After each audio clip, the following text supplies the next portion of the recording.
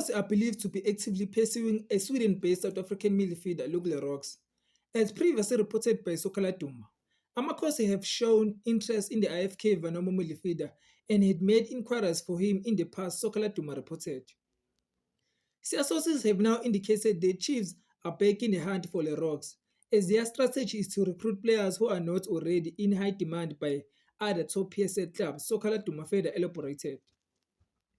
Amakhosi has decided on their recruitment policies to try and sign as many players as possible who are not in demand from their local rivals, the source stated. On many occasions, when they are competing with other local teams, they end up not signing those players. Now that's why they have reignited their pursuit of Luke Leroux.